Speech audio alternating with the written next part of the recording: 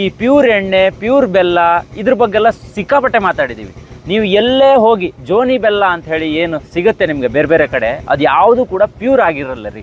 ಆ ಮಿಷನ್ ಇಂದ ಹಾಲು ಅರಿತಾರೆ, ಕಬ್ಬನ್ನ ಅರಿತಾರೆ, ಹಾಕಿ ಹಾಲನ್ನು ತಯಾರಿ ಮಾಡೋದು. ಈ ತರ 50 ಕ್ಯಾನ್ ಹಾಲು ನಾವು ಇದಕ್ಕೆ ಹಾಕ್ತೇವೆ. ಓಕೆ, ಇಲ್ಲಿಗ ಹಾಕಿದ್ದು ಇದು ಹಾಕಿರೋದು, ಇದು ಹಾಕಿರೋದಾ? ಹಾಕಿರೋದು ಇದು. ಓಕೆ ಓಕೆ, 50 ಕ್ಯಾನ್ ಹಾಲನ್ನು ಇದಕ್ಕೆ ಹಾಕಿದೀವಿ. ಅಂದ್ರೆ ಕಬ್ಬಿನ ಒಂದು ಸಿಪ್ಪೆಯಿಂದನೇ ಇದನ್ನ ನಾವು ಬೆಲ್ಲ ಬೆಸಕ್ಕೆ ಯೂಸ್ ಮಾಡ್ತೀವಿ.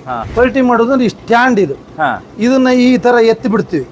ಎತ್ತಿ ನೇರ ಮಾಡ್ಕೊಂಡು ಇಲ್ಲಿ ಈ ಲಾಕನ್ ಇಲ್ಲಿ ಹಾಕಿ ಈ ಕಡೆ ಹಾಕಿ ನೇರ ಮಾಡ್ಕೊಂಡು ತಳ್ಳೋದು. ಓಕೆ ಓಕೆ, ಇದು ಅಲ್ಲಿಗೆ ಹೋಗುತ್ತೆ. ಎಲ್ಲರೂ ಮಾಡಕ್ ಬರಲ್ಲ, ಅದು ಒಂದ್ಸರಿ ತೆಳು ಆಗಿಬಿಡುತ್ತೆ. ತೆಳು ಆದ್ರೆ ಜೋನಿ ಆಗಿಬಿಡುತ್ತೆ. ಒಂದ್ ಸ್ವಲ್ಪ ಜಾಸ್ತಿ ಬಂದ್ರೆ ಗಟ್ಟಿ ಆಗಿಬಿಡುತ್ತೆ, ಅದು ಕ್ಯಾನ್ ಇಂದ ತೆಗಿಯಕ್ಕೆ ಬರಕಿಲ್ಲ. ಹಾಗಾಗಿ ನಾವು ಏನ್ ಮಾಡ್ತೇವೆ ಅಂದ್ರೆ ಒಂದು ಹದ. ಇದು ಎಷ್ಟು ಗಂಟೆ ಆಯ್ತು ಸರ್ ಈಗ? ಈಗ 1 ಗಂಟೆ ಶುರು ಆಯ್ತು, ಬೇಯ್ತಾ ಇದೆ.